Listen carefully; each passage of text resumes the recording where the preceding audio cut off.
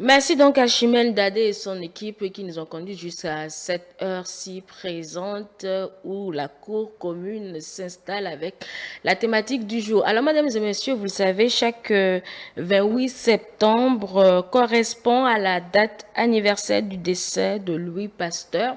Et c'est cette date qui a été choisie pour la journée de lutte contre la rage, une journée mondiale contre la rage qui est la seule d'ailleurs permet de sensibiliser à la prévention de la rage.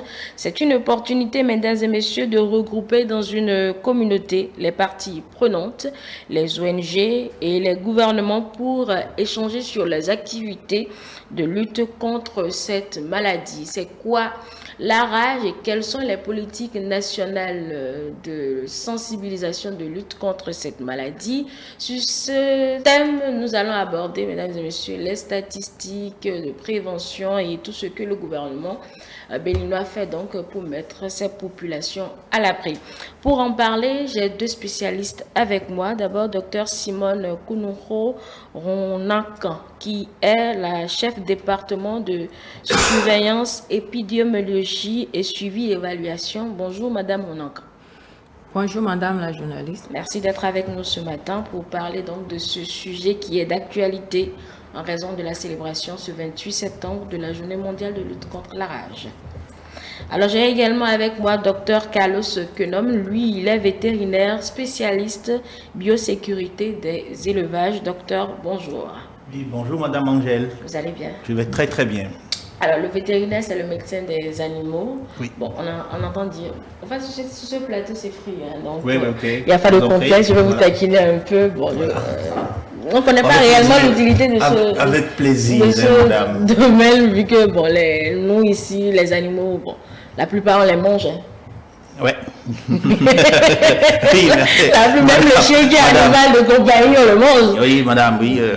Mais vous savez, il y a une spécificité pour les vétérinaires. On dit le médecin soigne l'homme, le vétérinaire soigne l'humanité. Ah oui, ah oui. C'est pas un gros mot, hein, l'humanité, c'est un tout. Le vétérinaire soigne l'humanité, c'est-à-dire il doit avoir un savoir transversal surtout. Parce que la finalité des hommes dans la vie, c'est manger. Oui. Et tout ce qu'on mange doit être suivi. Et le vétérinaire est dans ce secteur. Merci, madame. C'est moi qui vous remercie, docteur. Oui. Alors, nous sommes là pour parler donc de la rage, tout dit sur la rage, ces actions qui sont menées donc pour mettre les populations à l'abri, mais on saurait démarrer sans comprendre ce que c'est que cette maladie contre laquelle on cherche à lutter, à sensibiliser chaque 28 septembre. Donc, dites-nous tout, c'est quoi concrètement la rage, docteur? Je voudrais quand même commencer par dire, par souhaiter une bonne journée de la rage, qu'on va célébrer le 28 septembre prochain, et dire bonjour à Madame Simone Kounouro, elle est épidémiologiste.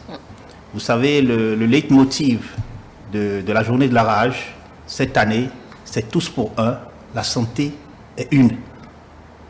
Donc, on parlera de la rage aujourd'hui, pas comme quelque chose spécifiquement vétérinaire, animal, mais quelque chose qui est un problème de santé publique. Et je remercie Madame Kounouro pour sa présence. Maintenant, pour vous dire ce qu'est la rage, c'est très simple, c'est une maladie, une zoonose. C'est-à-dire une maladie qui se transmet de l'animal à l'homme.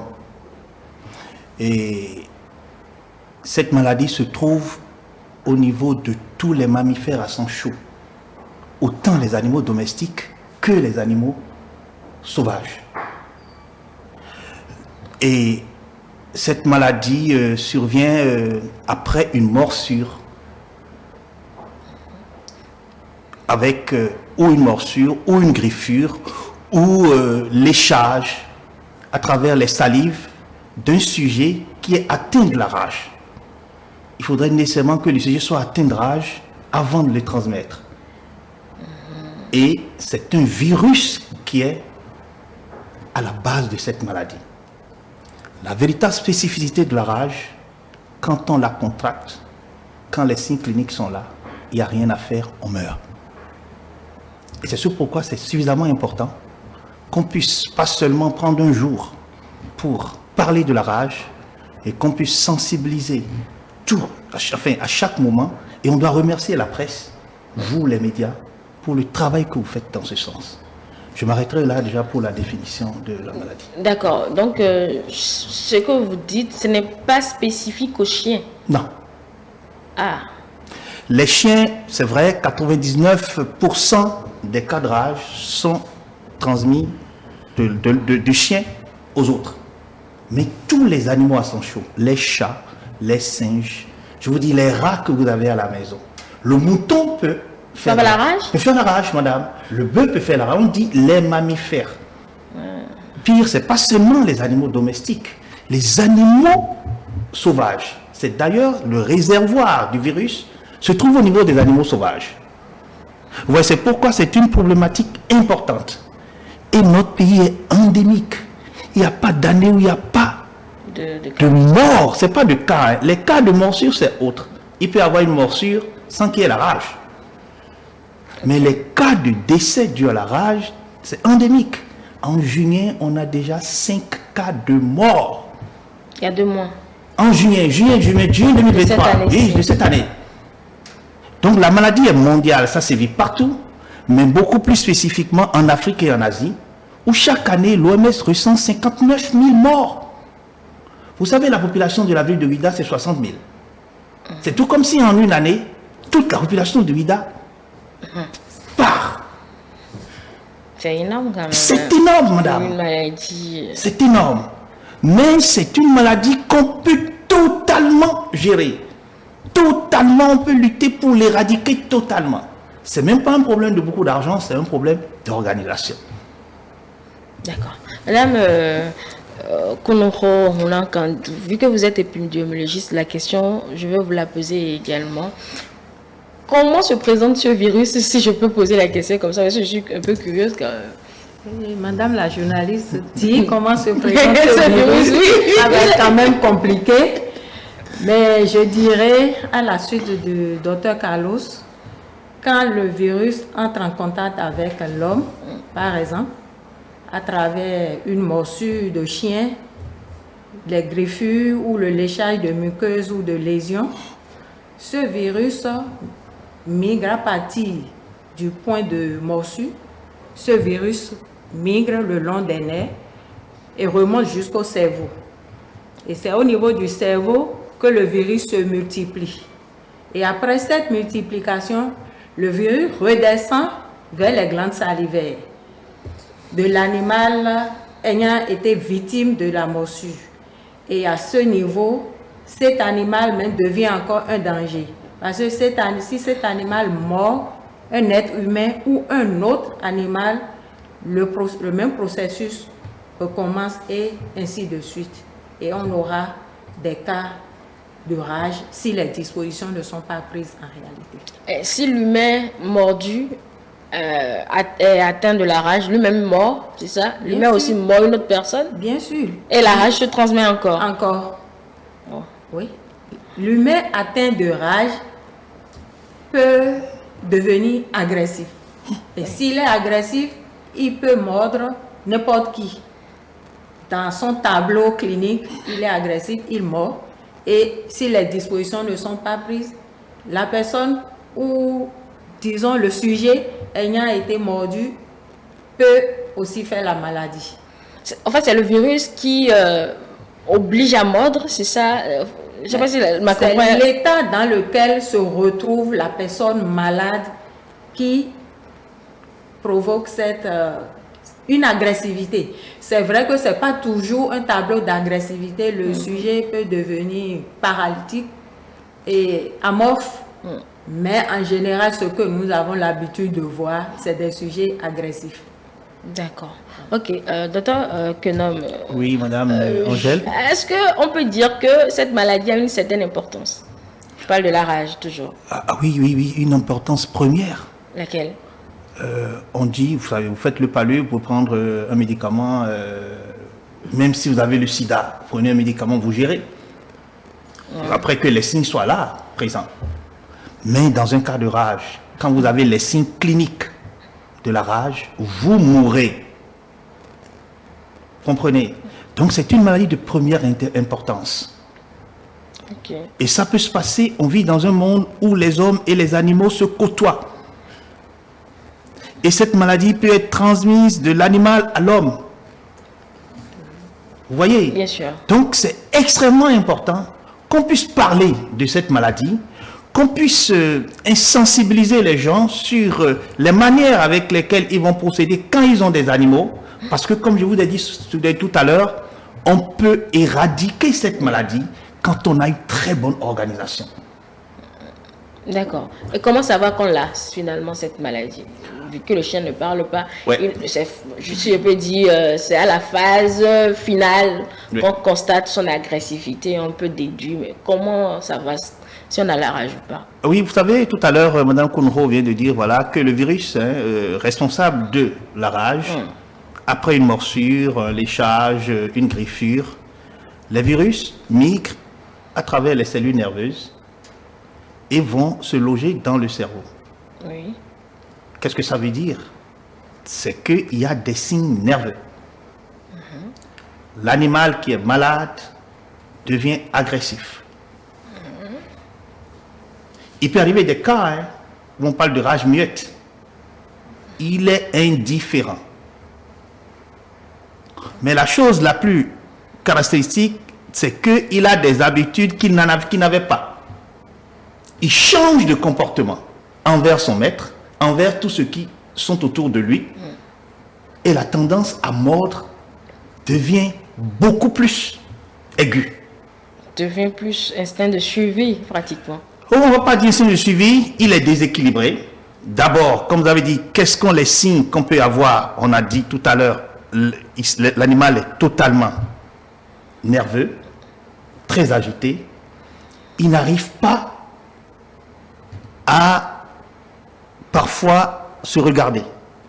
Il a peur parce que le système nerveux est troublé.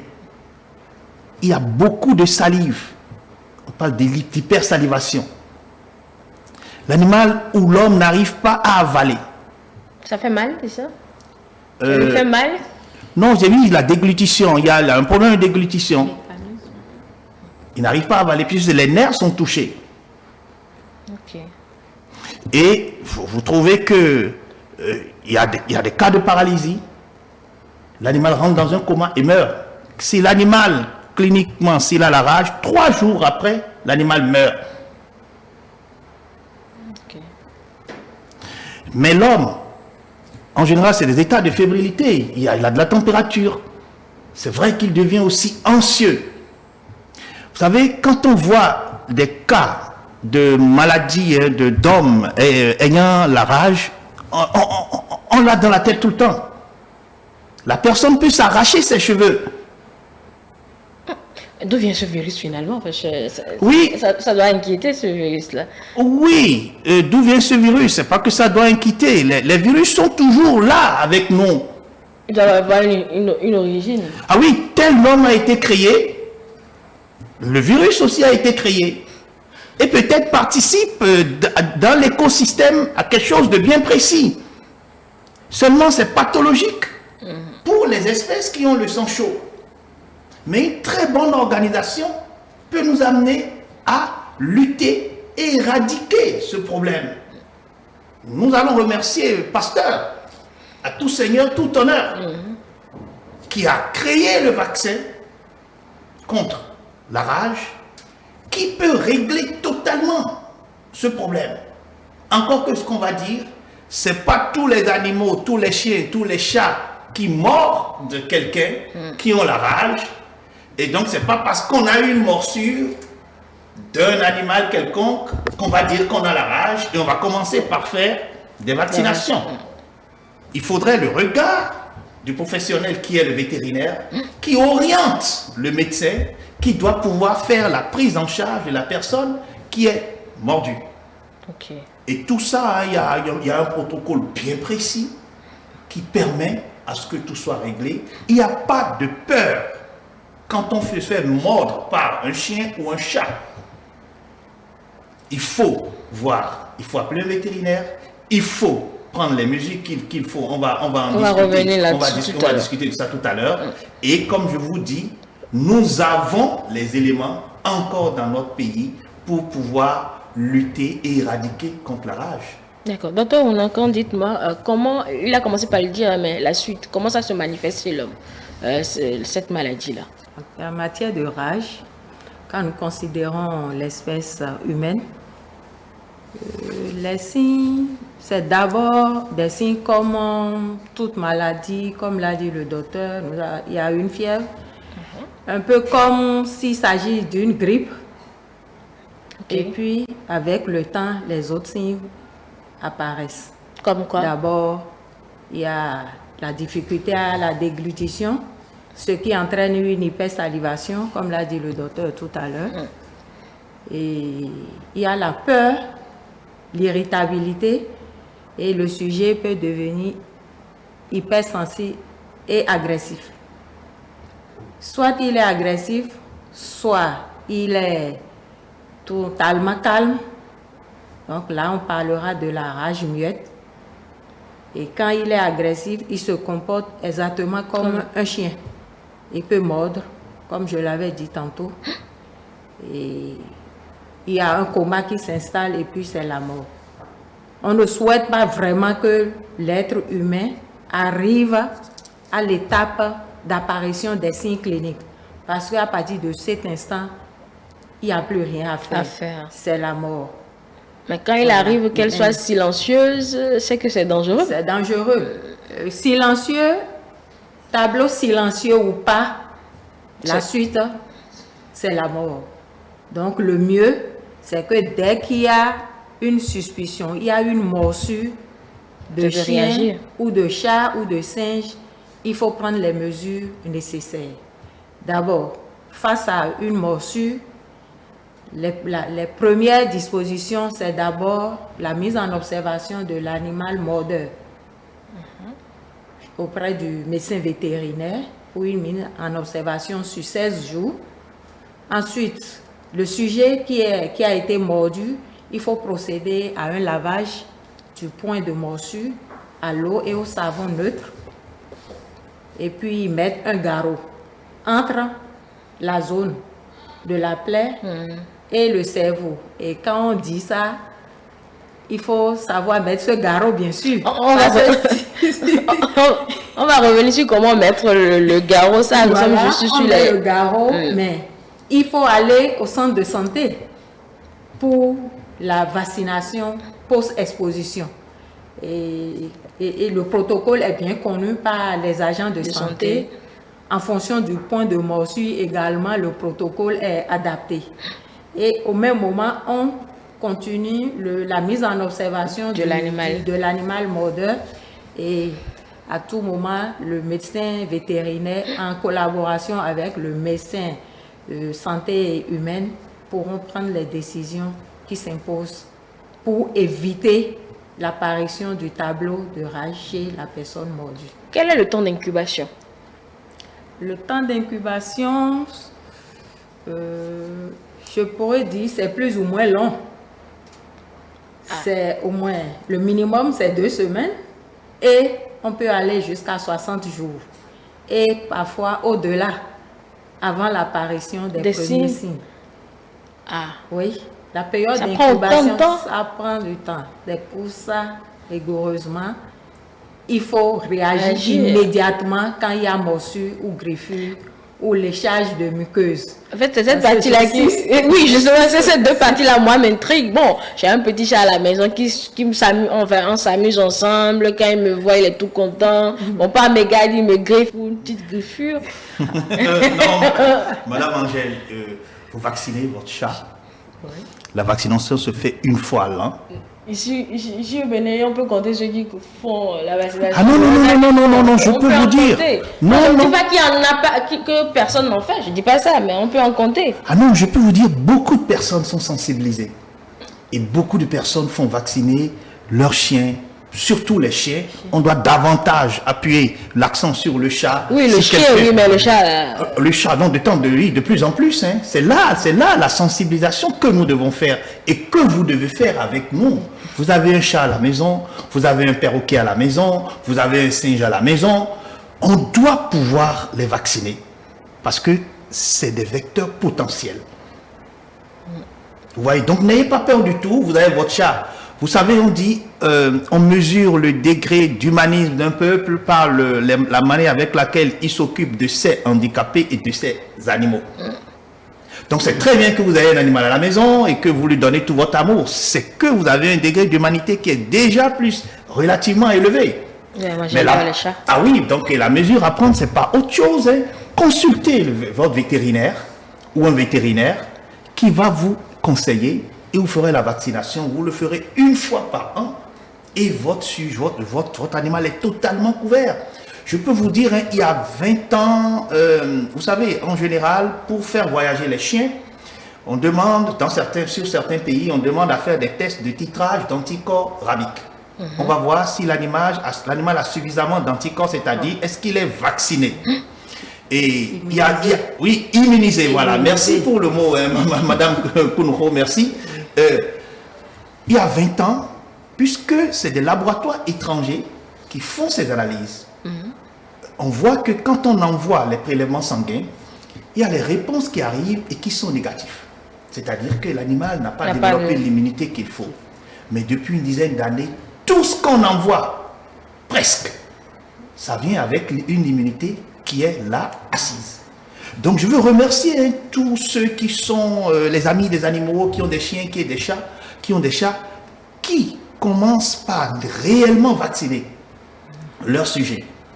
L'une des mesures principales pour éradiquer la rage, c'est la vaccination des animaux, d'abord, qui sont les sources potentielles de transmission. Pas les hommes.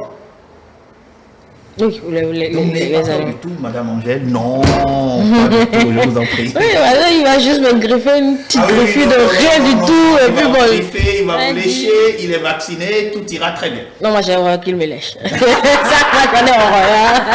Mais bon, griffer, on estime qu'on peut accepter. Donc, même s'il nous lèche, il faut aller consulter pour être sûr de se mettre à l'abri. Ouais. C'est ce que vous dites. D'accord. Alors, les jeunes enfants sont ces personnes-là qui s'amusent beaucoup plus avec les animaux. Bon, l'adulte n'a souvent pas le temps à moins que l'adulte vit seul. Donc, c'est les enfants. Quels sont les signes cliniques chez l'enfant, surtout de moins de 12 ans, en matière de rage, de docteur Onanka? Bon, d'abord, l'enfant s'amuse vraiment avec le chien à la maison, c'est bon, mais il ne faut pas que l'enfant provoque la réaction agressive du chien ou du chat qui sera tenté de se défendre et le mordre. Voilà, il faut qu'on évite ça et il faut qu'on sensibilise les enfants également dans la rue, qui lancent les cailloux aux chiens et tout ça, là, les chiens les poursuivent et puis parfois il y a les morsures. Il faut les éviter pour qu'on n'arrive pas à un tableau ou à une situation où il faut craindre la maladie chez l'enfant ou l'adulte. Maintenant, quand je me mets dans le contexte de l'enfant de moins de 12 ans, le tableau peut commencer juste par des vomissements, et progressivement, la maladie va s'installer. Mais s'il n'y a pas un contexte de morsure, de griffure, pouvant expliquer l'apparition des signes, on n'a pas à s'inquiéter. Ce n'est pas d'emblée, l'enfant présente ces signes et on va s'inquiéter pour dire, ah, est-ce que c'est pas la rage? On n'est pas, il n'y a pas... Non, le préalable, c'est soit la morsure, la griffure. Voilà. Il faut qu'il y ait cet élément d'abord avant de s'inquiéter devant ces genres de signes chez l'enfant. Puisque nous avons d'autres tableaux quand même chez l'enfant comme chez l'adulte qui provoquent les vomissements. Oui. Il ne faut pas qu'il y ait confusion parce que nous parlons aujourd'hui de la rage. C'est le même temps d'incubation pour le virus, Bien sûr, autant chez l'enfant que chez l'adulte? Bien sûr. C'est 2 semaines à 60 jours, 2 mois. D'accord. Et en dehors des vomissements, il n'y a pas un autre signe qui puisse alerter les parents? Oui, le comportement de l'enfant. L'agressivité aussi. Le comportement peut changer. L'enfant qui habituellement est gai perd cette qualité et puis se retire, a peur et craint la lumière, craint le bruit. Tout ça là, c'est des éléments d'alerte quand nous sommes vraiment dans un contexte de morsure. Et je dis encore, je ne souhaite pas qu'on arrive à l'apparition de signes parce qu'à partir de cet instant, rien n'est plus possible. La mort est inévitable. D'accord. Voilà. Restons toujours sur le virus, docteur Quenom. Bon, j'ai commencé par dire que les animaux, nous les mangeons. Et voilà que tout animal de sang chaud est susceptible de faire la rage. Quand on consomme la chair d'un animal contaminé, est-ce qu'on peut être contaminé en retour? Non, Okay. pas du tout. Le virus ne traverse pas les barrières gastriques. On a dit tout à l'heure que voilà, ça passe à travers le système nerveux après qu'il y ait une morsure, une griffure ou un léchage d'une plaie ou d'une muqueuse qui est quand même peut-être ouverte, plus ou moins. Donc non, la consommation d'abord, quand un animal est enragé, normalement, avant d'abattre un animal, le vétérinaire doit donner, c'est pourquoi je parlais tout à l'heure de l'humanité. Le vétérinaire doit quand même faire son expertise pour dire, voilà, il se porte bien, cet animal, et il peut aller à la consommation humaine. Donc c'est déjà en aval des précautions qui sont prises. Donc, mais pas inadvertance, manger une viande, ça ne vous donnera pas du tout de la rage. N'ayez pas peur. D'accord. Alors, nous allons faire un tour à la régie pour suivre cet élément témoin et revenir pour la suite de cette émission pour parler du traitement des symptômes de maintien du virus dans la nature et d'autres aspects. Je n'ai jamais eu de cas de rage parce que je veille à ce que mes chiens soient vaccinés. Peu importe la race du chien, bien évidemment. Comme Ornel, plusieurs propriétaires et éducateurs de chiens restent conscients de l'existence de la rage et prennent des dispositions pour épargner leur entourage. La rage est une maladie d'origine virale grave et mortelle sans vaccination qui touche principalement les mammifères. Faute de rigueur, Didier et Mohamed, éducateurs de chiens, ont été victimes de morsures de chiens enragés. Il y a un monsieur qui nous a contactés. La première des choses qu'on m'a demandé au vétérinaire, qui suit le chien, il m'a dit que c'est lui. Est-ce que le chien il est à jour dans ses vaccins? Il a dit oui. On a commencé à observer le comportement de l'animal envers ses congénères qui sont là.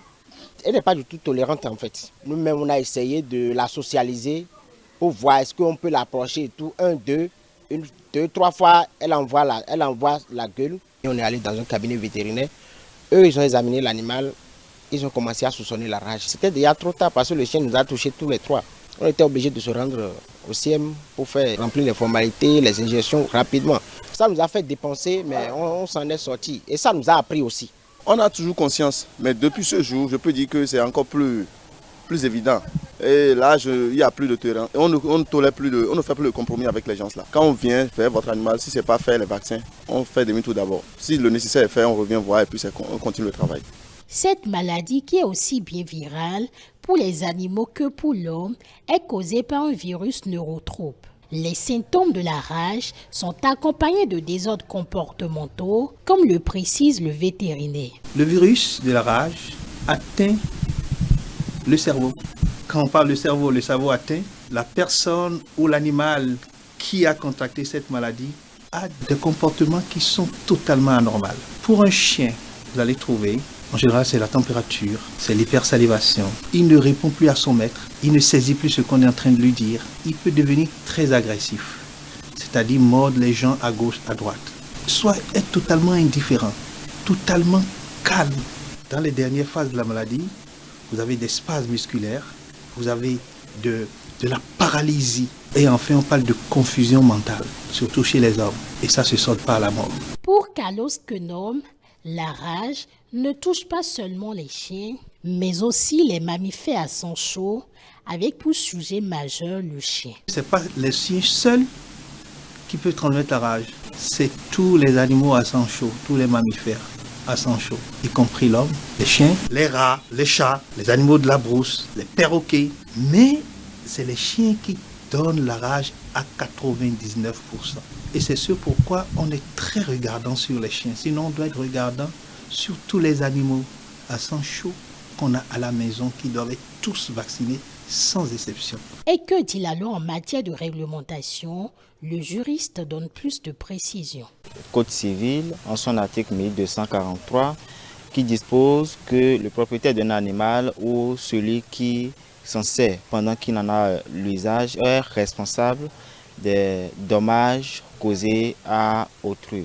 Donc cela voudra dire que lorsque votre animal cause un dommage à autrui, c'est le propriétaire qui est le responsable civilement. Celui qui en a la garde au moment où l'animal a causé un dommage à autrui est également responsable. Sur cette disposition du Code civil que la question est basée, notamment l'article 1243 du Code civil. Que vous soyez au courant que votre animal a un mal ou est enragé, ou que vous soyez au courant ou pas, du moment où cet animal va causer un dommage à autrui, vous êtes civilement responsable de ces dégâts causés par votre animal. Le vétérinaire Carlos Quenom rappelle les comportements à avoir en cas de morsure.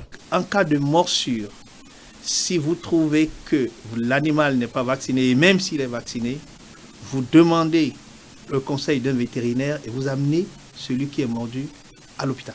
Il faut noter que le traitement implique l'administration de vaccins antirabiques post-exposition dès que la personne est exposée au virus. Une fois que les signes et symptômes se manifestent, aucun traitement efficace n'est disponible. Donc, il n'y en a que pour la prévention, il n'y en a pas pour la guérison.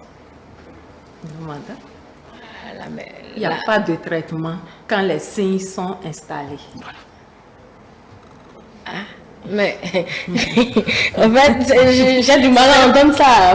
Donc, c'est surtout pour ça on insiste sur la consultation au centre de santé pour la prise en charge, la vaccination post-exposition.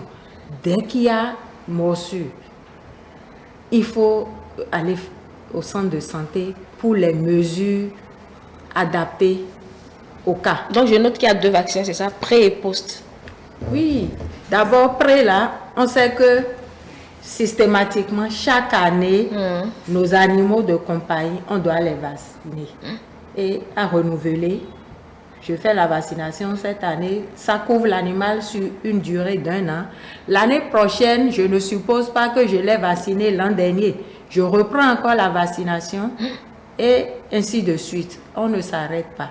Chez l'humain, on parle de la vaccination post-exposition, quand il y a morsure, griffure, tous les éléments que nous avions cités. Et c'est tout un protocole. Nous n'allons pas détailler le protocole, c'est connu par les prestataires de soins au niveau des formations sanitaires. Maintenant, chez l'humain, on peut aussi faire la vaccination et se protéger. Et c'est surtout ce qui est recommandé, par exemple, le vétérinaire doit être vacciné, les collaborateurs du vétérinaire doivent être vaccinés. Ceux qui s'occupent vraiment des animaux doivent également faire leur vaccination, même en pré-exposition. Et ça les protège contre la maladie. D'accord. Oui, docteur oui, vous savez, non, n'ayez pas peur. Il y a, je crois, pas mal de médecins vétérinaires dans notre pays. On n'a pas encore eu un cas où le vétérinaire a eu affaire à la rage. Vous ne pouvez pas soigner les animaux et doivent vous faire vacciner. Non, même, en fait, on dit c'est des précautions, mais en fait, comme j'ai dit, c'est pas toute morsure, à la suite de toute morsure, qu'on contracte la rage. Bien sûr, oui. Vous comprenez? Bien sûr. Et un vaccin, c'est en fait, c'est un corps étranger qu'on met dans l'organisme de quelqu'un. Oui, pour provoquer la sécrétion d'anticorps. Et on demande à éviter, enfin, on prend des mesures pour ne pas être mordu, pour ne pas être vacciné. Vous comprenez? Donc, nous devons savoir que c'est dans les cas de suspicion. Quand on a la suspicion, après la morsure, parce qu'un animal non vacciné ne veut pas dire que l'animal a la rage. Oui. Vous comprenez? Donc, après une morsure, c'est la suspicion qui nous guide pour quand même envoyer un signal au médecin qui va soigner la personne qui est mordue, qui doit dire, ah, dans ce cas, il y a une suspicion, on va mettre le protocole. Sinon, c'est comment bien traiter la plaie. Il y a une manière précise pour traiter une plaie après une morsure. Vous ne restez pas à la maison pour y mettre des cicatrisants. Vous allez dans un centre de santé pour qu'on puisse très bien soigner votre plaie. Mais ce n'est pas des suites de toutes les morsures qu'il faut faire la vaccination. Ne soyez pas inquiétée, Madame Angèle. Après une morsure, le vétérinaire doit pouvoir voir le chien ou le chat, émettre un document qu'on appelle certificat de morsure, dans lequel il va rappeler l'historique, présenter le tableau réel. Et si un chien est vacciné, je vous ai dit tout à l'heure que la plupart des chiens ils développent une immunité correcte. Vous êtes mordu par un chien vacciné, ne soyez pas traumatisé par l'apparition de la rage. Certes, on va mettre le chien en observation, mais on donnera les éléments au médecin qui va dire que nous soyons simplement la plaie. C'est pas à la suite de tout, parce que c'est pourquoi on dit une santé unique pour autant le monde animal que l'homme. Les techniciens de la santé animale et les techniciens de la santé en général et de la santé publique doivent avoir un cadre de concertation pour pouvoir très bien, le protocole est là, mais une réglementation doit régir ce protocole pour tout acte qu'on doit pouvoir faire à l'endroit de quelqu'un qui est mordu. Vous savez, le vaccin contre la rage, ce n'est pas donné à tout le monde de l'acheter. D'accord? Et je peux vous dire, dans la politique, dans les stratégies de lutte ou bien de contrôle de la rage, notre État, il y a des tests, il y a des décrets, il y a des projets qui travaillent dessus pour qu'on puisse avoir des stocks de vaccins. Je peux vous dire, pour cette année sûrement, il y a 750 doses de vaccins. Nous sommes 13 millions. Si c'est à la suite de chaque morsure, il y a une rage, ce n'est pas 750 doses qui seront mises en place. Mais on sait que les suspicions qu'il peut y avoir, il peut y avoir des cas où la rage peut survenir et cette quantité peut suffire pour qu'on puisse réellement mettre le protocole de vaccination en place. Donc, il peut y avoir des morsures de chiens, les vétérinaires, ils savent, il peut y avoir des morsures de chiens, il peut y avoir des griffures de chats et autres, mais cela ne veut pas dire systématiquement qu'on a la rage. C'est les signes. Et l'historique, un animal qui n'est pas vacciné est potentiellement porteur du virus. Je dis potentiellement porteur du virus et peut transmettre. Donc, à l'endroit de tous ceux qui ont des animaux à sang chaud, les plus potentiels, comme on a dit, le chien, le chat, les perroquets, les singes, de faire obligatoirement la vaccination. Et je peux vous dire, si on arrivait à faire au moins à vacciner 70% des animaux domestiques et aussi faire une action sur les animaux sauvages pour la vaccination. Et si on le fait de manière correcte, suivie pendant 5-10 ans, on peut déclarer notre pays indemne et ne faire la vaccination aux animaux qu'une fois les 2-5 ans. Vous comprenez? Ça ne serait plus chaque année. Nous sommes dans un espace endémique par rapport à la rage, et c'est pourquoi on est tenu de faire la vaccination chaque année. Oui, je comprends, mais je vais quand même poser ma question parce que dans l'élément tout à l'heure, les dresseurs de chiens ont dit que bon, le chien avait ses vaccinations un jour, il y a au moins 1 an, mais les a mordus. Il y a une suspicion de rage et puis eux, ils ont couru pour aller se faire vacciner. Pourquoi ça ne protège pas sur une longue durée? Pourquoi la vaccination n'a pas une longue durée d'action? Ah oui, voilà, c'est la problématique. Même si le vétérinaire se dit qu'il doit se vacciner, il va se vacciner chaque année. En fait, dès qu'on inocule le vaccin, une année après, vous n'avez plus de... Je parle de la vaccination du vaccin contre la rage pour l'homme. Vous faites la vaccination, 1 an après, c'est que vous n'avez plus d'anticorps. Pourquoi? Parce qu'il y a des vaccins qui sont faits qu'une seule fois dans la vie. Pourquoi ce vaccin-là précisément ne couvre pas ad vitam? C'est la spécificité du virus. Voilà. Donc, et ça nous amène à sensibiliser, ça nous amène à faire quand même les vaccinations. C'est-à-dire, tous les animaux qui sont potentiels, quand on les vaccine, ça leur donne immunité, qu'ils luttent contre d'abord le virus à leur niveau, et ils ne sont plus les réservoirs pour le transmettre aux autres. Et quand on ne transmet pas et on fait suffisamment d'efforts sur un certain nombre d'années, on coupe on coupe le cycle de virulence ou d'apparition de la maladie et on devient un pays plus ou moins indemne. Certains pays sont indemnes de rage. Et c'est pourquoi à l'entrée de tout, disons de tout animal susceptible d'avoir de la rage, ils demandent qu'il y ait un certificat qui atteste que cet animal est immunisé. Parce que tant qu'on est immunisé, il n'y a pas de problème. On n'est pas un porteur, on n'est pas un potentiel danger pour les hommes et les autres animaux. Il n'y a pas de traitement médical. Quand les signes sont là, rien à faire. On peut essayer de gérer les manifestations, pas des produits, mais il n'y a pas un traitement spécifique de la rage pour guérir le sujet chez qui la rage est déjà déclarée. D'accord. Il n'y a pas un traitement. D'accord. Donc, il faut toujours le faire en amont. C'est ce que je retiens. Maintenant, dans ce traitement en amont-là, le chien, qu'est-ce qu'on en fait? Enfin, l'animal responsable de la morsure, qu'est-ce qu'on en fait? Oui, c'est à vous, le vétérinaire. Oui, c'est beaucoup plus à moi. Vous savez, comme on a dit tout à l'heure, il faut mettre l'animal en observation sur 2 semaines. Oui, pendant ce temps...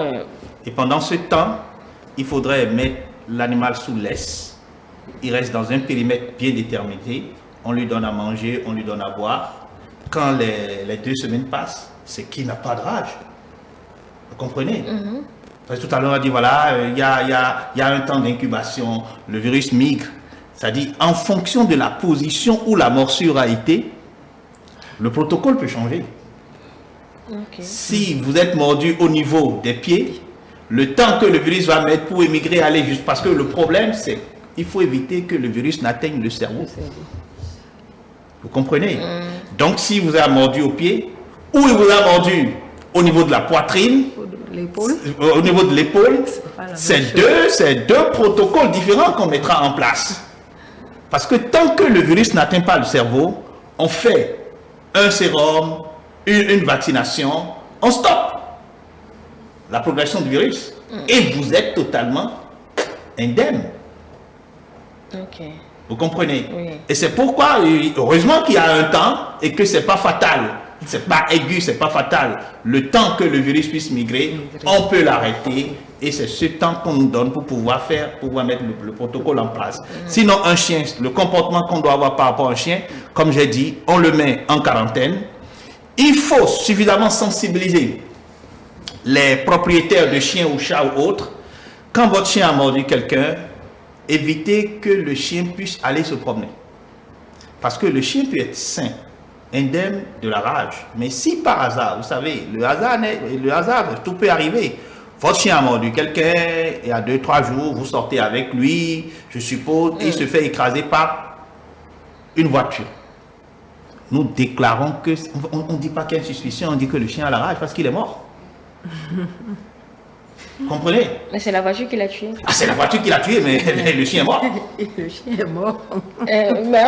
Pourquoi on va dire que c'est la rage qui l'a tué? Ah, oui. C'est le véhicule qui l'a tué. Parce que, après sa morsure, on a trouvé que le chien est mort. Est-ce que c'est une voiture qui l'a tué? Est-ce que c'est quelqu'un qui a pris un bâton pour l'achever? On déclare automatiquement que nous sommes dans zone de danger en rouge pour permettre aux médecins de faire le protocole correct de programme de vaccination jusqu'au bout.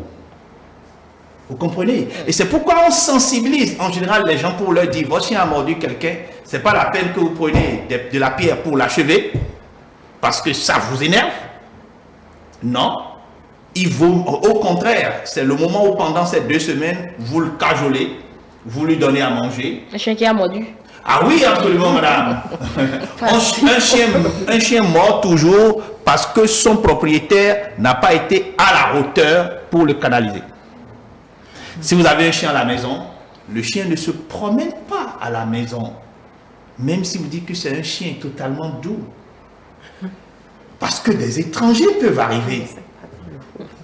Donc, votre chien, il a sa loge, il reste dans sa loge, et le soir, quand vous savez qu'il n'y a pas une tierce personne, un intrus dans la zone, vous le lâchez pour qu'il puisse assurer, en général, votre sécurité, ou bien c'est votre animal de compagnie qui est avec vous. C'est quand vous êtes avec votre famille, dans le cocon familial, que vous le lâchez, et il est avec tout le monde.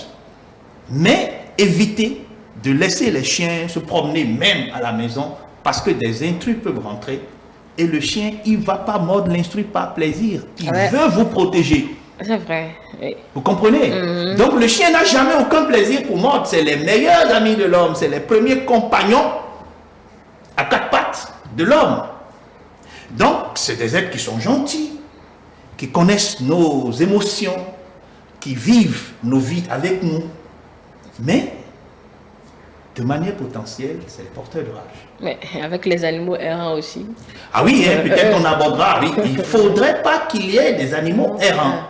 Et il faudrait de l'hygiène aussi. Parce que si vous n'avez pas d'hygiène, il y a des rats qui peuvent pulluler. C'est aussi des porteurs qui peuvent transmettre la rage. Oui, vous l'avez dit. Il y a horreur de ces animaux-là, les rats. Ils sont des nuisibles. Mais est-ce qu'on peut se lever spontanément pour aller faire la vaccination? Non. Pourquoi? Je dis c'est de la globuline. C'est la globuline, c'est un corps étranger qu'on va vous injecter, votre corps va réagir et vous savez qu'un an après, il n'y aura plus rien. Donc pourquoi embêter? C'est ce que vous dites. Pourquoi embêter le corps? Le vaccin est suffisamment cher pour qu'on puisse se permettre le luxe de dire je vais me vacciner contre la rage. Mais quand on est dans un milieu où on sait que le milieu est endémique, on travaille dans un, je suppose, hein, dans un parc sauvage où il y a des animaux sauvages qui sont tout autour de nous, peut-être qu'il y aura une réglementation qui demandera qu'on puisse se protéger parce que la vie de l'homme n'a pas de prix. Mais en dehors de ça, dans notre société, là où on se trouve, non. Et comme je vous disais tout à l'heure, c'est pas pour rien, l'autorité n'est pas folle pour dire que bon, pour toute une année, 750 doses de vaccin peut régler le problème, même s'il y a une des morsures, dont parmi lesquelles on peut avoir des cas de rage. On est quand même 13 millions, comme je l'ai dit tout à l'heure. Oui, vous l'avez dit. Voilà. Donc la prévention, c'est la vaccination et la sensibilisation. La sensibilisation, voilà. Ok, d'accord. Maintenant, est-ce qu'il y a des facteurs de maintien et l'hygiène, hein, n'oubliez pas. Oui, de ces animaux. Des animaux et autour de nous. Forcément. Ouais. Je demandais s'il y a des facteurs de maintien de ce virus-là dans la nature. Peut-être vous, madame Oui, bon. Madame la journaliste, je crois, à travers tout ce que Dr Carlos a dit, on peut quand même retenir les facteurs de maintien. Il y a d'abord que on évite qu'il y ait des chiens en divagation ou les chiens errants, comme vous l'aviez dit tout à l'heure. Et quand nous avons les chiens en divagation, un peu, c'est comme on les libère pour qu'ils aillent chercher à manger. Donc, le propriétaire n'a pas été suffisamment responsable. Donc, il va chercher à manger sur les décharges sauvages. Et puis, donc, si à ce niveau, Dr Carlos a parlé tout à l'heure d'hygiène, si nous réglementons et les points de décharge des ordures sont montés de sorte que les animaux n'est pas assez, ça veut dire qu'il n'y a plus de point de rencontre des animaux. Parce que c'est au point de rencontre que la transmission se fait. Un animal porteur du virus en contact avec un autre qui en réalité n'a pas le virus, au point de contact, la transmission va se faire parce qu'il y a un lien de partage. Un lieu, je veux dire, de partage. Voilà. Donc, il faut qu'on responsabilise les propriétaires et d'animaux, chiens, chats, pour qu'ils ne laissent pas leurs animaux en divagation, qu'on élimine les décharges qui sont les points de rencontre et qu'on vaccine les animaux. Parce que, comme l'a dit le docteur tout à l'heure également, si on a une couverture vaccinale d'environ 70%, on coupe, si je peux me permettre, la chaîne de transmission du virus de l'animal à l'animal et de l'animal à l'homme également. Voilà un peu ce que je peux dire concernant cet aspect de maintien du virus dans l'environnement. D'accord. Est-ce qu'il y a une politique de contrôle de tout ce que vous avez expliqué là? Une politique de contrôle, je crois, des documents existent, mais la politique, ça identifie ceux qui sont impliqués dans cette lutte. Et dans cette lutte, nous pouvons identifier en premier lieu, il y a les vétérinaires, il y a les acteurs de soins, les formations sanitaires, puisque c'est là, on soigne et c'est en même temps là qu'on peut faire la sensibilisation pour la suite, pour la poursuite, puisque quand on parle de la vaccination en cas de morsure suspecte, c'est tout un protocole, on a dit. S'il commence aujourd'hui, il faut qu'il termine le protocole, parce que si on s'arrête en chemin, nous n'avons pas la certitude d'avoir le résultat, d'éviter la maladie. Donc, les agents de santé ont une part dans cette lutte. Nous avons les appuis qu'il faut.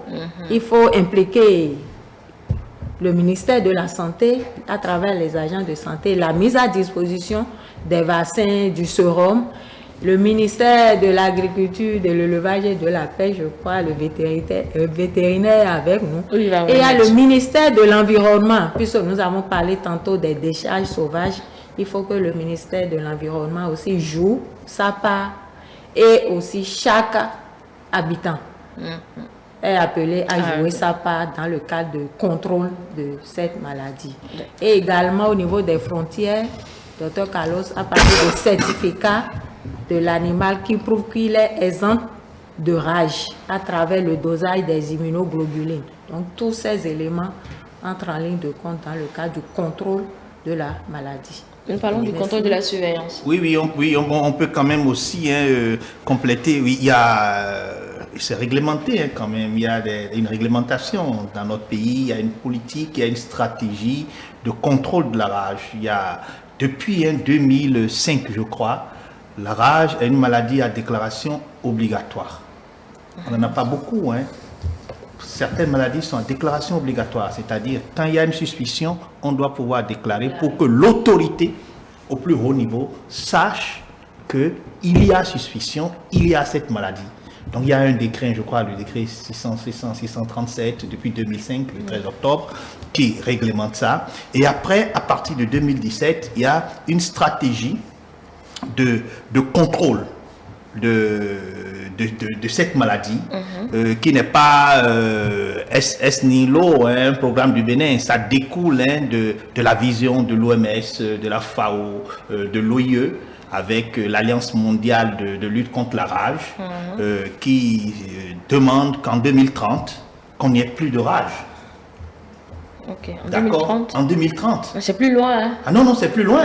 Donc, nous avons du pain sur la planche et il y a des programmes, il y a des ONG, il y a des projets comme le REDIC qui travaillent dans ce sens, qui accompagnent les politiques nationales pour qu'on puisse vraiment lutter et contrôler cette maladie. On va le contrôler pour peu que nous ayons un peu d'ambition.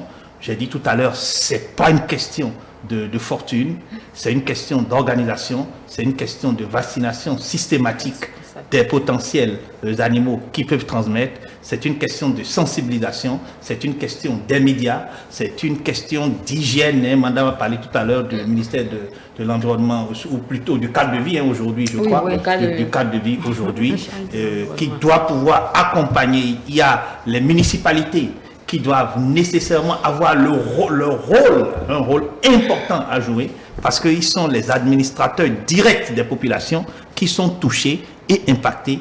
Nous ne voudrons pas avoir des cas de rage dans notre pays, parce que la plupart du temps, c'est des enfants qui meurent, et c'est totalement bête. Ça ne coûte pas les yeux de la tête vacciner un chien, vacciner un chat, vacciner... Ça coûte combien? Je peux vous dire, hein, non, c'est pas du tout ça. Oui, il faudrait que ça, c'est bien de sensibiliser, mais il faudra qu'on se prépare psychologiquement à débourser ce qu'il faut pour soigner nos animaux. Vous pouvez dépenser, disons, au trop 7 000 par an, vous pouvez le faire? Ben si, c'est pas cher. Ah voilà, madame, c'est ce que je suis en train de vous dire. C'est ce que je suis en train de vous dire. Donc, c'est même pas une question de fortune, c'est une question qu'on puisse s'organiser, qu'on puisse nécessairement vacciner, qu'on puisse trouver le conseil auprès de son vétérinaire, auprès du technicien de santé animale, pour organiser absolument tout ça. Nous avons les ministères qui sont totalement... Enfin, la journée de la race, c'est une journée nationale. D'accord? Donc, les autorités au plus haut niveau savent l'importance de cette maladie et accompagnent les initiatives. Et aujourd'hui, le concept de One Health exige que les acteurs de la santé animale et les acteurs de la santé humaine puissent avoir un creuset commun. Le creuset, d'ailleurs, existe pour que nous puissions échanger. Je demande vraiment qu'on puisse échanger parce qu'il y a des choses qui arrivent. Ah, le chien a mordu quelqu'un, la personne va dans un centre de santé, on dit on met une vaccination dessus, le vaccin on cherche partout, on ne le trouve pas. Ne vous demandez pas que les pharmaciens ne font pas leur rôle. Non, ce n'est pas un vaccin qu'on utilise tout le temps. Ce n'est que dans des cas où il y a la suspicion qu'on peut quand même mettre le protocole vaccinal en place. Mais le suivi des chiens, le suivi de l'environnement peut nous permettre de pouvoir essayer à éradiquer, je dirais pas, à contrôler, je ne dirais pas éradiquer, parce que tout ce qu'on éradique arrive. Hein, vous chassez les choses par la porte, ils reviennent par la fenêtre. Hein. Mais on peut avoir une très bonne organisation pour contrôler cette maladie, pour la contenir et être indemne en vaccinant, comme madame a dit, régulièrement, systématiquement, tous les animaux susceptibles de transmettre cette maladie. Si le deadline est pour 2030, là nous en sommes à combien? On est à 7 ans, hein, 2030. Non, pas le reste, ce qui nous reste, non. Mais dans la politique de prévention, il faudrait qu'on atteigne 0 cas, c'est ça, en 2030? Ah oui, 0 cas de mort, c'est pas de morsure. Hein. Non, de mort. De mort suite à la rage. Mais là, on en est à combien, en fait, pour voir un peu le gap accompli en 7 ans? Oui, je vous ai dit, en juillet, on a déjà 5 personnes qui sont mortes de rage. Oui, ça c'est un mois. Donc, je ne connais pas. En général, on dit, on multiplie par 12 pour savoir en moyenne. Donc, 5 fois 12, si c'était 10, ça fait 50, 55, ça fait 60. 60 personnes 60 par an qui meurent d'une maladie qu'on peut contrôler. C'est incroyable. Et on dit 59 000 dans le monde. Nous sommes tous interpellés. Quand quelqu'un meurt dans une partie du monde, enfin, enfant, en général, on dit que ça touche quelqu'un, la tête, on commence par quand même frémir de la tête. Et donc, c'est un problème qui doit nous préoccuper. Pas nous inquiéter, pas nous donner de la trouille, pas nous donner du stress. Parce que nous avons les moyens, nous avons les hommes, nous avons les ressources humaines pour le faire. Et je reviens à dire, ce n'est pas une question de beaucoup d'argent, c'est une question d'organisation et une question de biosécurité. D'accord. On parlait des garrots tout à l'heure, comment bien placer le garrot. J'ai dit qu'on allait revenir là-dessus, docteur. C'est peut-être le premier geste en attendant de conduire la personne mordue à l'hôpital. Oui, en fait, madame la journaliste, je parlais de pose de garrot tout à l'heure par rapport au point de morsure. Oui. Et quand c'est au pied, je crois le garrot peut être au niveau de la jambe. Mais quand j'ai une morsure, à la main, le garrot peut être à l'avant-bras ou au bras. Mais si c'est à l'épaule, Il n'y a pas de garrot. il n'y a pas de garrot à faire. On n'y peut rien. Donc, il faut aller rapidement au centre de santé. Il ne faut pas attendre puisque ce point est très proche du cerveau oui. et la migration vers le cerveau sera très rapide. Là, ça ne sera plus les 2 semaines. Non, ça va se faire en 3 jours et puis voilà. voilà. Donc, c'est pour ça que j'insistais sur le point de la mise en place du garrot.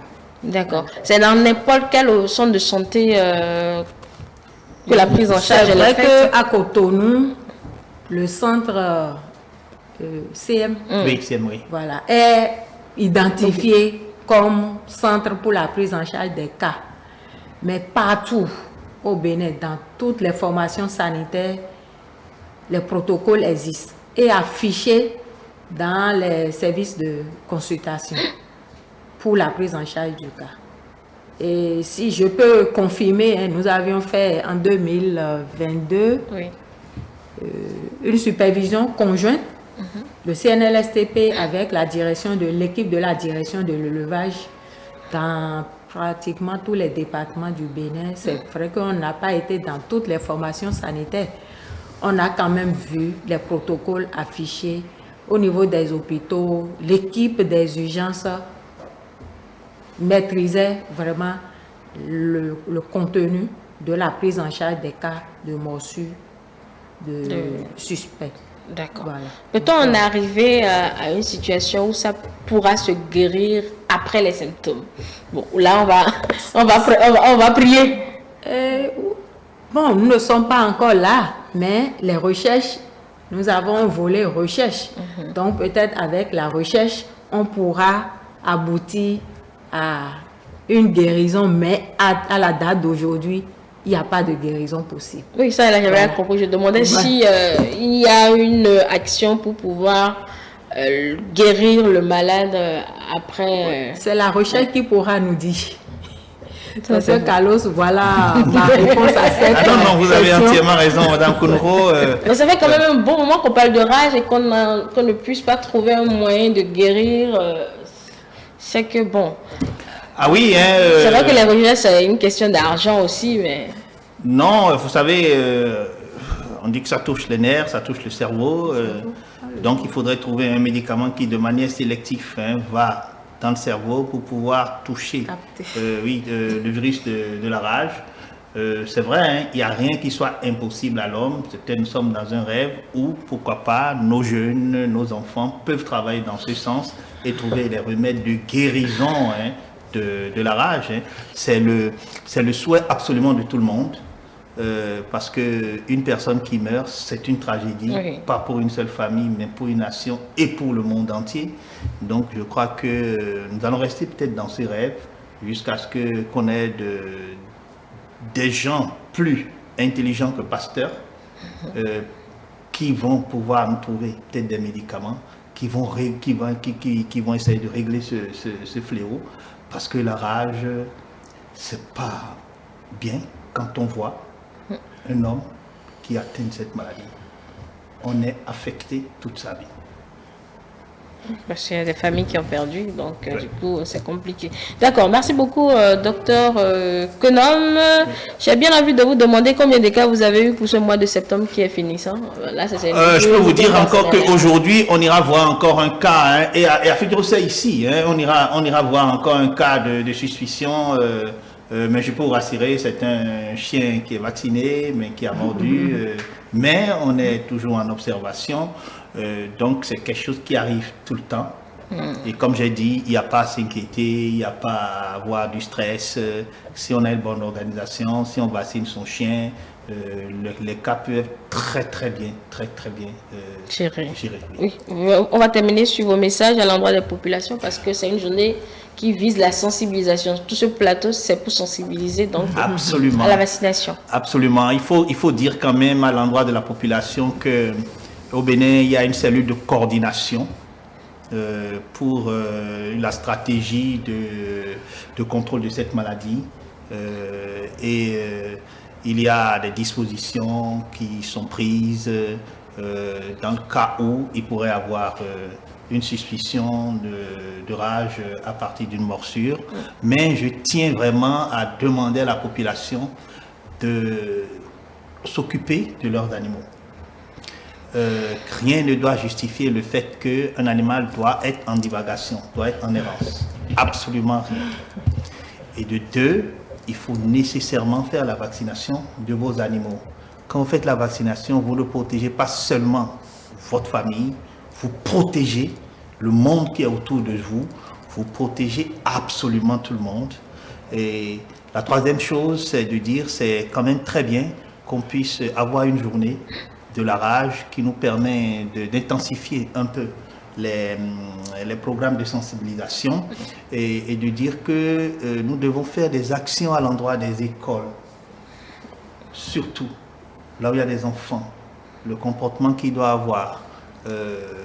Parce qu'un enfant peut être griffé par un chien, il dira absolument rien à la maison, vous comprenez. Et après, on va commencer par dire, mais qu'est-ce qu'on a tout fait de dire le sorcier qui est à côté aussi, vous comprenez. Donc, on doit sensibiliser les enfants, parce qu'on dit l'enfant est le père de l'homme. On va sensibiliser les enfants, ils sensibiliseront les parents, et ils vont amener davantage les parents à adopter les comportements nobles qu'il faut pour que nous puissions réellement régler ce problème et remercier quand même nos autorités qui tiennent à cœur ce programme de lutte, ce programme de contrôle de la vaccination, enfin pas de la vaccination, de contrôle de la rage, de contrôle de la rage, et dire encore une fois de plus bonne fête, c'est quand même une fête toute la communauté. Ça sera une bonne fête si on arrive à zéro. Ça sera une bonne fête. D'ici 2030, on n'a plus le temps, mais on pourrait, si on prend des décisions justes, parce qu'on a dit, quand on vaccine systématiquement tous les animaux pendant 5 ans, entre 5 et 10 ans, on coupe le cercle vicieux qui permet la transmission de la maladie. Donc je veux remercier tous les vétérinaires qui travaillent acharnement, tous les pratiquants, tous les médecins qui travaillent vraiment dans ce sens et demander qu'il y ait vraiment une fusion d'idées, des rencontres, que cela ne s'arrête pas seulement au 28 septembre, des rencontres avec les épidémiologistes, les médecins, les vétérinaires, pour que nous puissions ensemble lutter contre cette maladie. Docteur, et merci beaucoup à la presse. C'est nous. Docteur Onankan, c'est à vous. Je crois que docteur Carlos a quand même vous pouvez avoir un mot à vous. Bon, c'est d'inviter quand même la population à faire vacciner les chiens. Je sais qu'il y a des communes du Bénin actuellement où il y a la campagne de vaccination. Organisé par le ministère de l'Agriculture, de l'Élevage et de la Pêche, que les propriétaires de chiens acceptent de faire vacciner leurs chiens, chats ou singes. Et aujourd'hui, dans le cadre de cette campagne, le coût n'est pas à 7 000. Assez réduit. C'est réduit. Mais je ne peux pas vous dire exactement dans chaque département ou commune quel tarif a été fixé, mais c'est largement en dessous des 7 000. Sinon, peut-être à 1 000 francs, 500 ailleurs.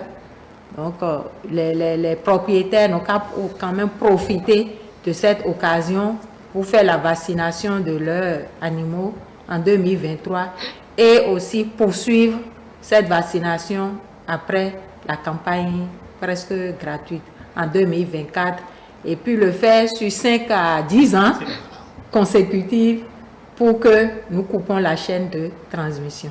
Et je vais remercier et toute l'équipe pour votre appui à la sensibilisation des communautés dans le cadre de la lutte contre la rage. Merci beaucoup à vous.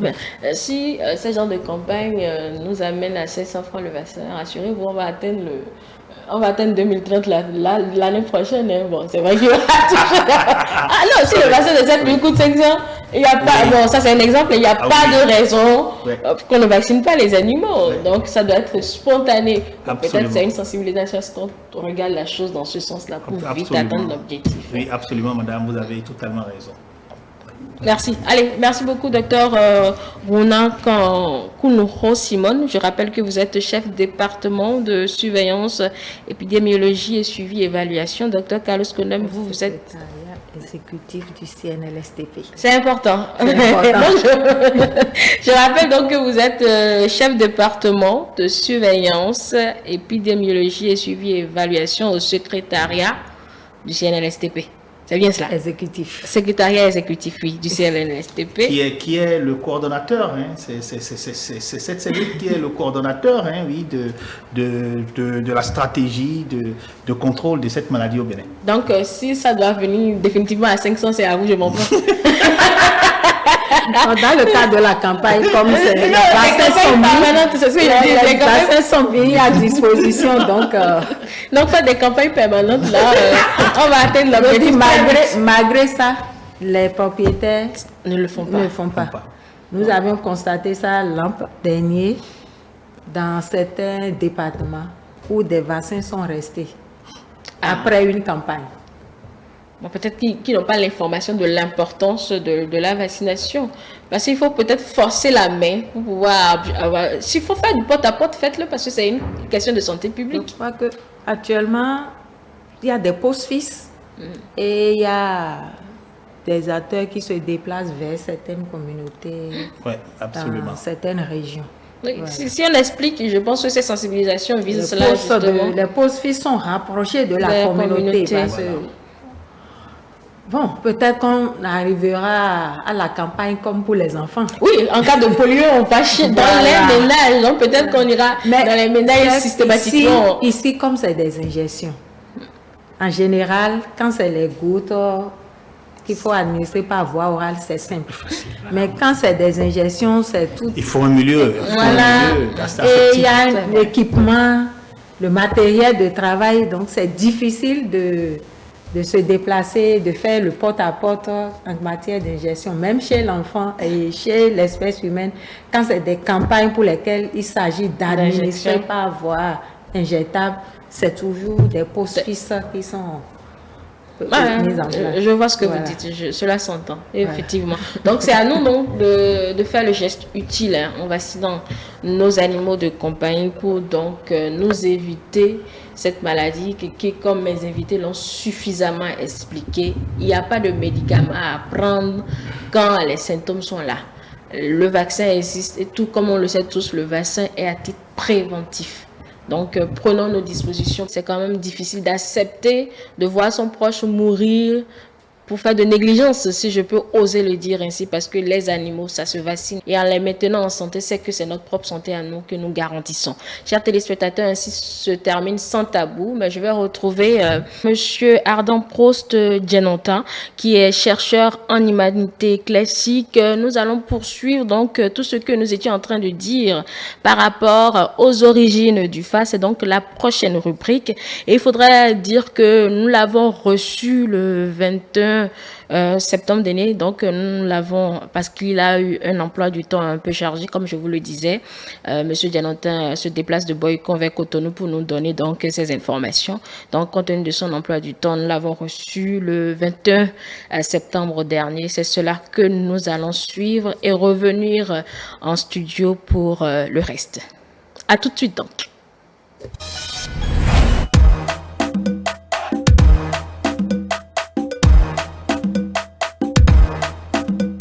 Monsieur Djanontin, bonjour. Madame Angèle, bonjour. Vous allez bien? Je vais bien, merci. Et chez vous? Ça va super bien. Alors, monsieur Djanontin, jeudi dernier, on a cherché à comprendre ce que c'est que IFA. Et je retiens essentiellement que le FA nous vient des Yoruba du Nigeria. Et il n'y a pas de Nagofa ou bien de Fonfa. Le FA, c'est le FA et ça nous vient. Donc, ça a ses origines au niveau donc du Nigeria. Et on a parlé de Saint-Fa et Tefa et Kanfa également. Vous nous avez donné les précisions là-dessus. Pour ceux-là qui ont loupé ce numéro, vous pouvez le retrouver sur nos canaux digitaux. C'est en ligne, donc sur notre site internet, le www.etélébenin.com, notre page Facebook. Vous pouvez retrouver également l'émission là-bas ou simplement télécharger l'application e-télé et puis vous n'allez plus rien rater. Alors, aujourd'hui, je vais vous introduire avec cette première question déjà, avec tout ce qu'on sait maintenant sur les origines du Fa. Qui en est le prêtre, évidemment le Bokono et son rôle concrètement. Est-ce que n'importe qui peut se faire initier au Fa s'il en a les moyens? Merci Madame Angèle. Avant tout propos, Medago, le Fagwasa, au camp Pébior, au Bokono da Rolé, Siansame, Trala, Bokono da Aonomaïk Pera, Konikove, Jogbenon, au camp Pébior, Sisi Djeha, Memansoro, Mime Fia, da Djenotin, Koku, André. Mon organe d'arro, Kenensino, Agoniton. Et quand vous avez le bokono d'arro, les bissians, ça me. Obiogbe, bokolegba, Obiogbe, minona, Obiogbe, sebolisa, Obiogbe, faille dégui, Rankendo fago. La question est de savoir qui, si n'importe qui, s'il en a les moyens, peut se lever et aller se faire initier au Fa. La réponse est non. Puisque c'est une épreuve initiatique qui répond à des règles. Ok. Donc, déjà, tout le monde ne fait pas le Fa de la même façon. Parce qu'avant de répondre à cette question, je vais expliquer. Il y a quelque chose qu'on appelle le Kwefa. Oui. C'est-à-dire que quand vous voulez rentrer dans une nouvelle année, vous allez consulter l'oracle pour savoir sur quel signe vous rentrez dans cette année afin de ne pas tomber dans les pièges des éventuelles épreuves que vous aurez sur votre chemin. Parce que la vie est une succession d'épreuves. Lors de cette consultation, le signe qui sort peut dire que vous devez impérativement aller dans le phasou. Si tant est que vous voulez avoir satisfaction dans votre vie. Donc parfois, c'est au cours d'une consultation ordinaire que l'oracle vous révèle la nécessité d'aller dans le phasou. Si ce n'est pas ça, que vous êtes né dans une famille d'initiés convenablement, depuis le ventre de la maman, on consulte sur l'oracle de l'enfant. On appelle ça Semefa. Et on sait déjà à peu près quel sera le cheminement initiatique de cet enfant et à quelle période il peut faire son initiation au Fa. Si ce n'est pas ça, c'est que soi-même on est appelé et il y a des choses qui se passent dans notre vie de façon récurrente qui nous obligent à aller vers cette épreuve initiatique. Parce que quand on dit l'appel du Fa, c'est Wase Sumbayi. Donc parfois il y a des choses qui nous arrivent dans notre existence et on pense que c'est le sorcier, c'est le méchant qui nous attaque, alors que nous sommes en train de violer des interdits propres à l'entité, l'âme qui nous incarne, l'âme dont on parle justement. Puisque nous sommes des entités chimiques, biologiques, géologiques, donc il y a multitude de réactions qui s'opèrent en nous. Et nous sommes uniques. Donc les réactions qui s'opèrent en nous sont des réactions de spécificité propre à notre organisme, ce que nous mangeons, la façon dont nous réfléchissons, les plaisirs que nous développons, ainsi de suite, ainsi de suite. C'est ça qui constitue toute notre entité. Et de par ces différentes compositions qui sont en nous, nous sommes allergiques à telle ou à telle chose où notre sang n'admet pas l'intrusion de certaines substances en nous. Et le Fa révèle toutes ces choses. C'est pour ça qu'on dit Wase Sumbayi. Et le Fa et le Fa. Et le Fa comme on les bou alia. Et qu'on y fa comme on vous domea. A fido et ma blolé do na blogon ton et ma dede me candia. Donc n'importe qui ne peut pas se lever pour aller faire son initiation au Fa parce que d'abord ce n'est pas vous qui choisissez de facto votre bokono. C'est le Fa qui désigne le bokono pour vous. Ah bon? Bien sûr. Il le désigne nommément? C'est-à-dire, lorsque vous voulez faire votre Fa, il y a une procédure. D'accord? Une fois que... C'est pour ça qu'on dit que n'importe qui ne peut pas se lever. Si vous êtes un fils et que vos parents sont en vie, normalement, si vous voulez faire votre initiation au Fa, vous devez en discuter avec eux. Puisque un de vos parents qui connaît la généalogie de votre famille, de votre maison, doit être présent. Puisque quand vous revenez, par exemple, et qu'on dit qu'il y a une entité dans les Hamilton, par exemple, si vous n'avez pas connaissance de ça, comment on peut savoir avec précision de quelle entité il s'agit pour bien faire les offrandes?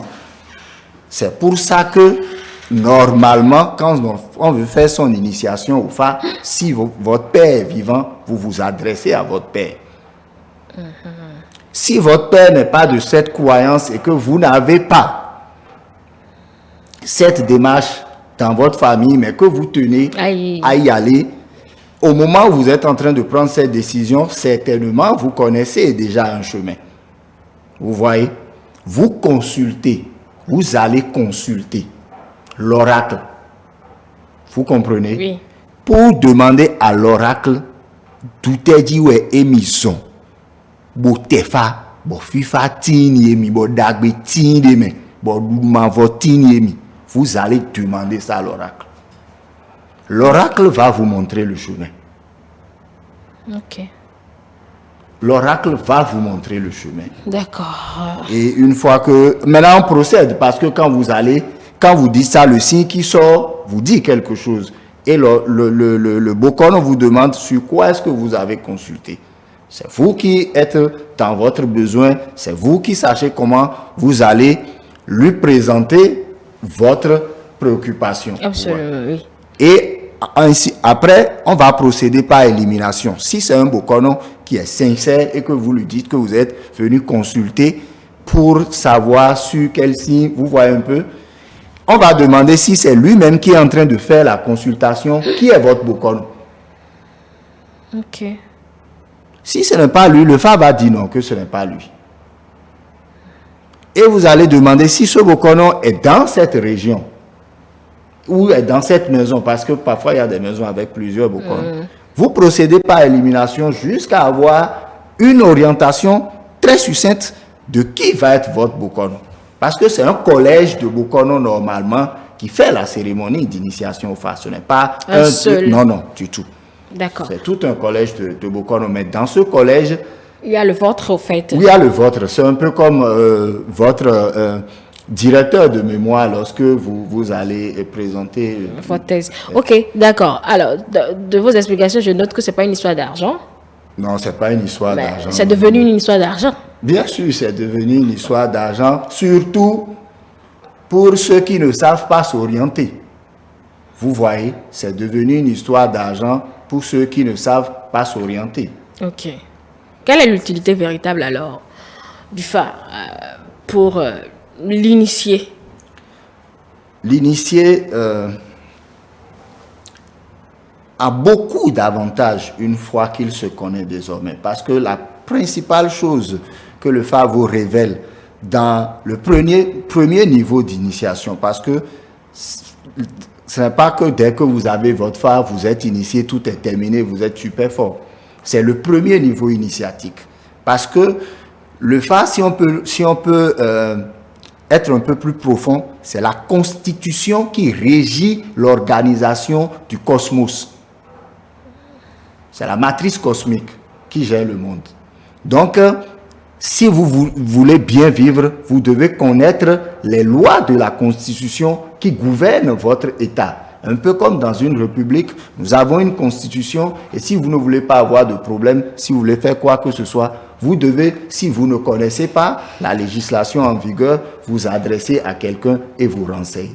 Donc, quand vous avez fait votre Fa, le Fa dit, avant de savoir comment est-ce que vous devez vous comporter dans la société, vous devez vous connaître vous-même.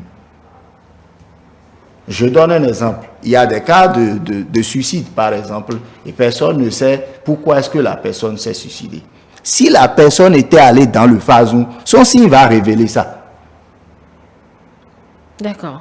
Qu'il y a l'esprit de suicide qui rôde autour de lui. Et ouais, non, il a les coups d'ionimé. Puisque l'homme est la dernière création humaine. Et de ce que nous savons, c'est que Dieu nous a tellement aimés qu'il a sacrifié les autres créatures pour nous. Donc les animaux sont là pour nous sauver de la mort, parce que Dieu a mis le phare à notre disposition pour nous sauver. Le phare est à notre disposition pour nous sauver.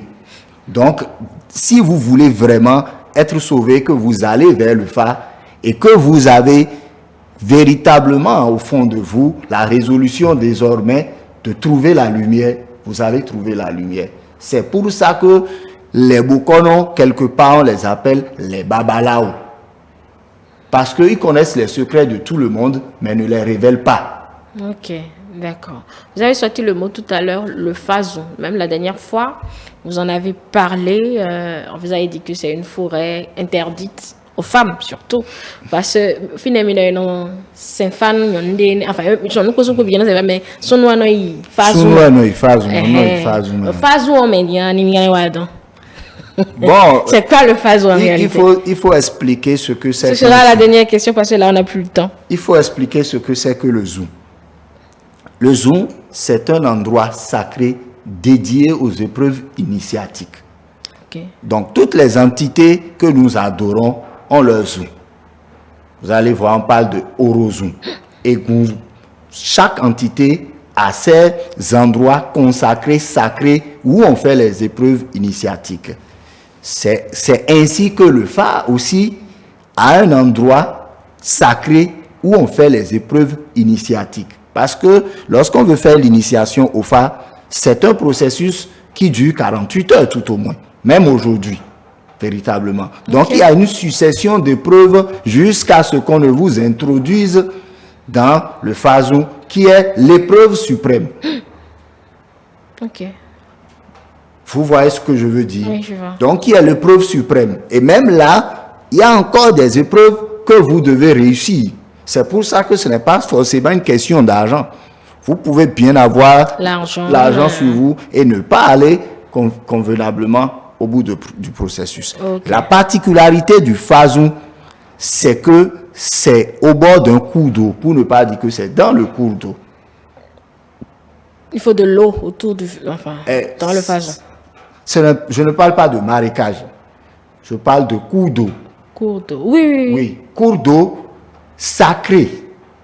Ah, le cours d'eau même doit être sacré. Oui, parce que les Zou ne sont pas de la volonté des humains. Nos ancêtres sont venus trouver ça là. Nos ancêtres sont venus trouver ça là. Et donc, ce sont des endroits spécifiques où s'expriment les entités qui gouvernent le monde invisible que nous ne voyons pas, mais qui existent véritablement parce que toute chose existe par son contraire. Donc, si nous existons, c'est qu'il y a un monde qui existe dans l'invisible qui nous précède. Ok, d'accord. C'est intéressant. Donc, il faut un cours d'eau. Le cours d'eau sert à quoi, en fait? Si je peux me le permettre. Le cours d'eau sert à beaucoup de choses qu'on ne peut pas dire ici parce que c'est pour les initiés. Ah, d'accord. Okay. C'est à partir du moment où on parle du phazou, c'est pour véritablement les initiés. D'accord. On a une dernière question, mais on ne pourra pas la poser. Donc, on commence jeudi prochain avec cette question. Est-il possible d'étudier le phare et quelle en est la procédure? J'espère que ça fait pas on ne va pas étudier ça pendant 2 ans. Hein. Pour étudier le phare, véritablement, il faut 7 ans, tout au moins. Ah oui? Et se faire libérer la 8e année. Libérer de quoi? Puisque quand vous étudiez le phare... C'est pas en détail, puisqu'on va revenir là. Là, c'est une curiosité en attendant. Quand vous étudiez le phare, tout au moins, vous devenez Bokono. D'accord? Okay. Et le Bokono, c'est comme un infirmier de niveau supérieur, pour ne pas dire un médecin. D'accord? Donc, il vous faut tout au moins 7 ans d'études après le bac si vous voulez devenir médecin. Ouais. C'est à peu près ça. Ah, d'accord. Parce que avant, lorsque vous avez fait les 7 années, la 8e année est consacrée spécifiquement à la relecture des 256 signes que vous êtes censé maîtriser du bout des doigts. C'est pour cela qu'on célèbre la nouvelle Yam. Parce qu'à la célébration de la nouvelle Yam, nous sommes exactement à 256 jours. Ok. Comme le bébé dans le ventre de sa mère. Les gens disent 9 mois, mais en réalité, c'est 256 jours. exactement la racine carrée des 16 signes mères de la science IFA. Les scientifiques. Comme quoi, quand on vous dit que le Fa, c'est de la science, c'est pas du n'importe quoi. Rendez-vous jeudi prochain pour donc connaître un peu la procédure du rite initiatique, au Fa. On vous retrouve donc jeudi prochain. Je suis très impatiente d'y être. Peut-être que ça va me convaincre finalement. Non, moi, j'aurais plus le temps de... Est-ce que c'est peut-être vous venez... C'est la première femme Bokolo. Vous venez d'une région puissante dans la connaissance de la science IFA. Pour qui connaît l'histoire véritable de comment est-ce que le Fa a été introduit au Bénin et a traversé les régions. Je suis d'accord avec vous. Donc, Agoli reste un fief incontestable de la connaissance. C'est pour ça que je suis allée vous chercher du fait fond d'Agoli. Allez, merci beaucoup à notre Jonathan. On se retrouve jeudi prochain, mesdames et messieurs. Jeudi donc pour la suite de cette belle rubrique IFA. Donc, nous allons à la découverte du Fa dans toutes ses dimensions. Il va tout nous révéler. Je rappelle qu'il est chercheur en humanité classique.